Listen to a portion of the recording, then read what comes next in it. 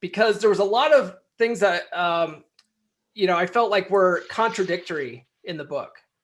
So he spends, like I said, the first half of the book just shitting on the slow lane. But then near the end of the book, he starts advocating for putting your money in index funds and stuff like that. Like he was just shitting on index funds the whole first part of the book. But then he comes back and he's like, you should put your money in index funds. Yeah, but as soon as you get it. Yes. Yeah. I was going to say that. So, because the whole time I'm sitting there going, what the fuck? And then he's like, put your money in index funds. I'm like, you son of a bitch. But, but the idea is that you shouldn't be using the slow lane strategy to build your wealth. You should start a business or an invention, get rich, and then take that money and invest it and stuff like that. Not using the investment strategy to build the wealth, because that's going to take your whole lifetime. I remember when he said that he first sold his company. It was, I think it was limo.com, right? Yeah, something like that. Yeah. He sold it and he said, yeah, I thought I was rich. Then because he had like $1 million or a couple $1 million, and then after taxes he really had nothing, and then he went and bought like a Ferrari or some shit or a Lamborghini, and then like he had no money left over, and he's like, what the fuck? Yeah, because you have to be smart with the taxes as well, because as soon as you get money, the government is going to be behind you. Yeah, especially in America, especially with this new administration. Oh man. I think in America you have you are taxed by your nationality, right? If you go away, if you go outside of the states, you still can be taxed. Yeah, if you're an American citizen, you can still be taxed. Yeah. Come on, man.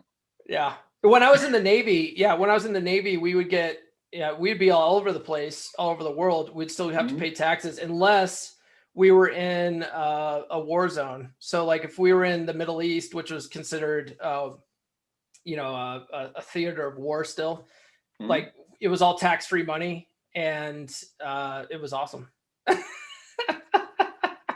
It was awesome.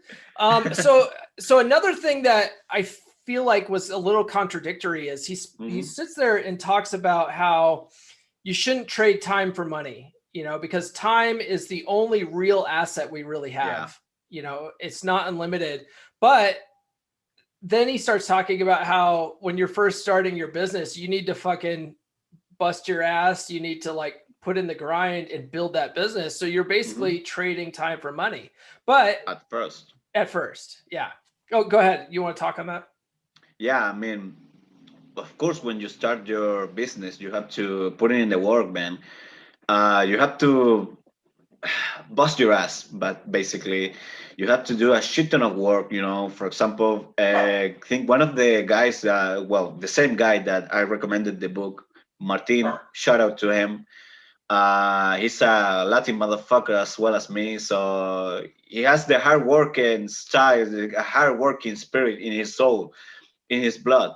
So he's building. He wants to start a coding business, start a game. I think he told us in the purpose update.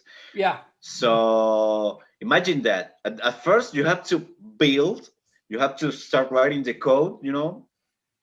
And then you launch how it's called, MVP, minimum viable product, I think it's called, and then you test it to the market and see how it reacts. The market, I think, is the best. It's one of the best thing that in human nature that we have, because if they don't like it, they will say to you, "We don't like it." Yeah.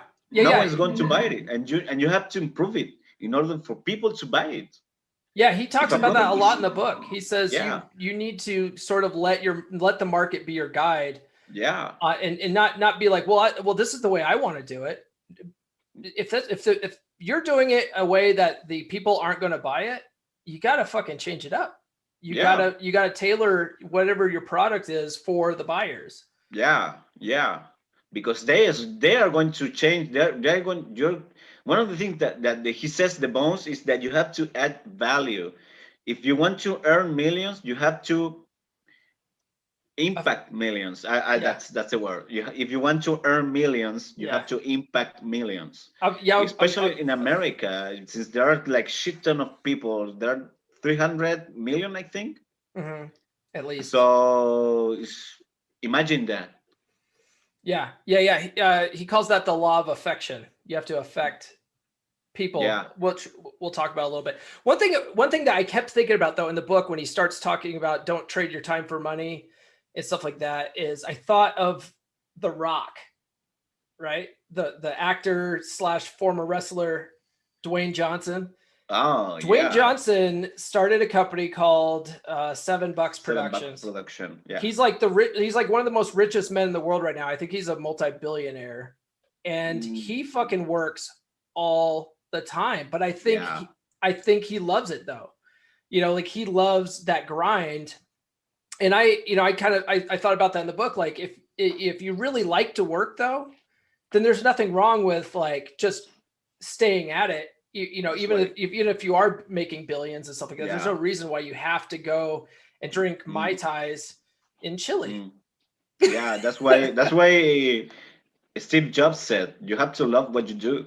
Yeah. No, not the other way around. Love what you do, because you have to. I think MJ DeMarco says it. You have to, for example, and this is similar what the coach says. That the coach says that you have to do a list of your ideal woman, right? Yeah. And MJ DeMarco, I think he says that you have to have like an image with all of the things you want to retire, to motivate yourself. This is kind of similar with what the coach says, and I have it. I have in my I want to retire when I'm 35. I'm 28 right now, so I have like 7 years right now. Yeah. So the clock's ticking. I'm going to get to that in a second too, because that's another contradiction in the book.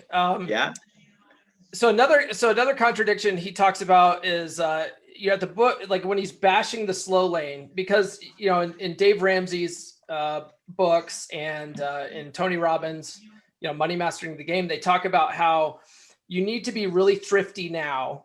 You need to save your money, eat rice and beans, get out of use all your extra money to get out of debt. And then once you're out of debt, then you can start saving for retirement and get wealthy. And he's like, oh, that's the dumbest advice ever. Don't be thrifty and all this stuff. But then later in the book, he talks about, you should be thrifty. You should save. You should be good with money. You shouldn't be buying shit that you don't need. And I'm like, what the fuck, dude?